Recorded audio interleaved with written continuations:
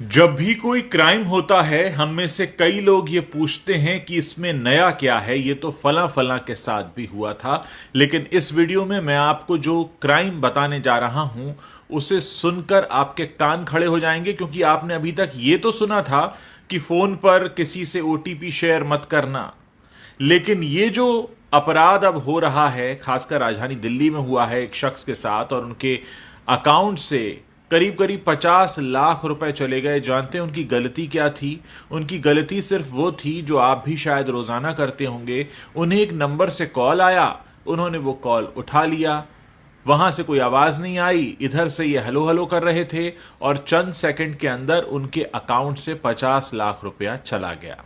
ये बिल्कुल नई तरह का अपराध है। अभी तक पुलिस इसके बारे में पता नहीं कर पाई है कि कौन सी टेक्नोलॉजी इस्तेमाल की गई है, लेकिन ऐसा लगता है कि जिस शख्स ने इन्हें फोन किया उसके पास इनके फोन का रिमोट एक्सेस आ गया था, और जब तक ये हलो हलो कर रहे थे, इधर से कोई आवाज जा नहीं रही थी, उतनी ही देर में, क्योंकि उस शख्स के पास इनके फोन का रिमोट एक्सेस था, उसका काम हो गया।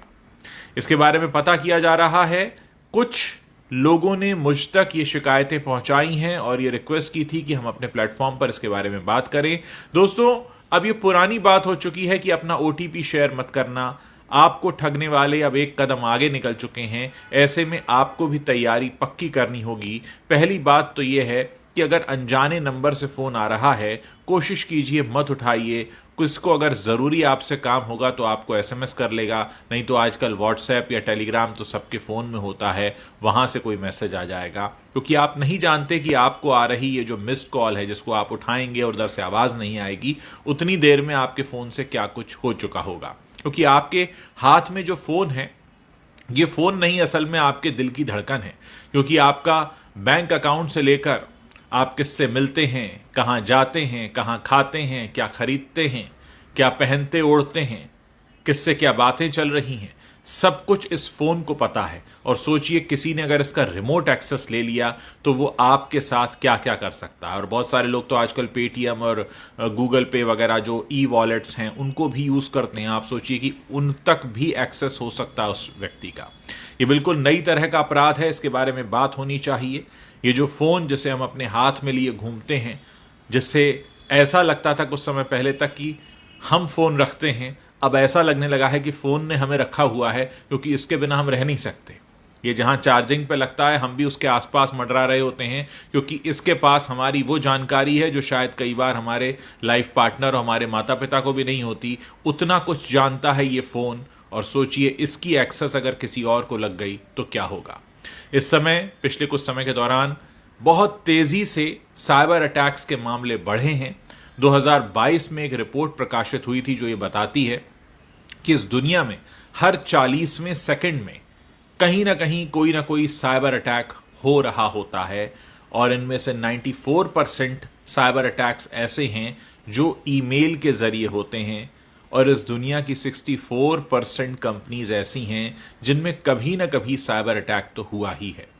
पिछले दिनों राजधानी दिल्ली के एम्स हॉस्पिटल के सर्वर पर भी अटैक हुआ था, जहां से बहुत सारे वीवीआईपीज का डेटा चोरी हो गया था, जिसकी तादाद करीब 4 करोड़ के आसपास बताई जाती है। यानी इस तरह के अटैक्स जो हो रहे हैं वो कहीं ना कहीं हमें अंदर से खोखला कर रहे हैं। हमें उनके लिए तैयार भी होना होगा। हमारी जो सुरक्षा और जांच एजेंसीज हैं उनको खुद भी स्मार्ट बनना होगा, उनसे ज्यादा स्मार्ट जो कि किसी गांव या कहीं पर बैठकर इस क्राइम को करते हैं। नेटफ्लिक्स पर जामतारा हमने देखा था, उस वक्त हमको पता चला कि किस तरह से इस तरह के अपराध को अंजाम दिया जाता है। ऐसे में ज़रूरत इस बात की है कि इसके बारे में बात हो, क्योंकि जब तक बात नहीं होगी, हम सचेत नहीं होंगे। इस वीडियो को ज़्यादा से ज़्यादा लोगों तक पहुंचाइए, उनको बताइए कि आपके फ़ोन पर आ रही मिस कॉल भी आपका खाता खाली कर सकती है।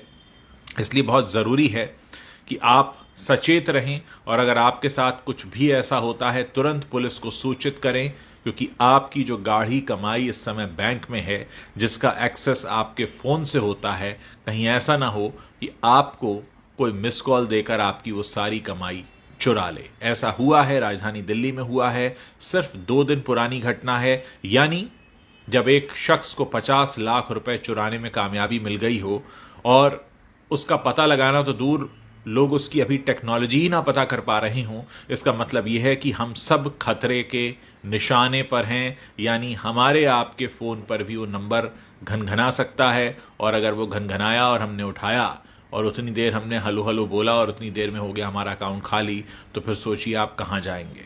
पुलिस एक कोशिश कर सकती है, लेकिन तब तक आपकी गाढ़ी कमाई जा चुकी होगी। इसलिए सचेत रहिए, इस वीडियो के बारे में बात करिए, लोगों को बताइए। अभी तो हमें पहला काम ये करना है कि लोगों को बताना है ऐसा हो रहा है। बहुत सारे लोग इस बात को नहीं जानते हैं, और मेरा जो प्लेटफॉर्म है इसका इस्तेमाल मैं इसलिए करना चाहता हूं ताकि ज़्यादा से ज़्यादा लोगों तक ये बात पहुंचाऊं। इस वीडियो को शेयर कीजिए, लोगों को बताइए कि ऐसा भी हो रहा है। अब वो OTP शेयर मत करना वाली बातें हो चुकी हैं पुरानी, अब सब समझदार हो चुके हैं। इसलिए इस तरह का गुनाह और अपराध करने वालों ने नया तरीका निकाल लिया है। इस नए तरीके से फिलहाल बचने का उपाय जो मुझे समझ में आता है वो यही है।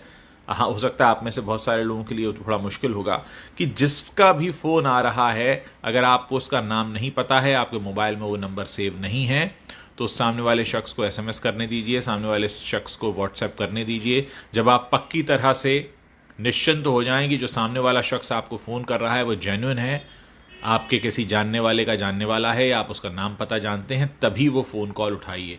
क्योंकि अगर आपके साथ ऐसा होता है तो निश्चित तौर पर ये एक ऐसी बात होगी कि पता तो था और फिर भी गलती हो गई। दिल्ली में जिनके साथ हुआ उन्हें तो पता ही नहीं था, उनके साथ ये पहला अभी तक का अपराध हुआ है जिन्होंने पुलिस को सूचित भी किया है, और पुलिस ने एक स्पेशल टीम बनाई है जो उसकी जांच कर रही है। लेकिन अगर किसी एक शख्स के साथ अपराध हो जाए तो हमारी जिम्मेदारी ये बन जाती है कि हम बाकियों को सूचित कर दें ताकि बाकी इस मुसीबत से बच सकें।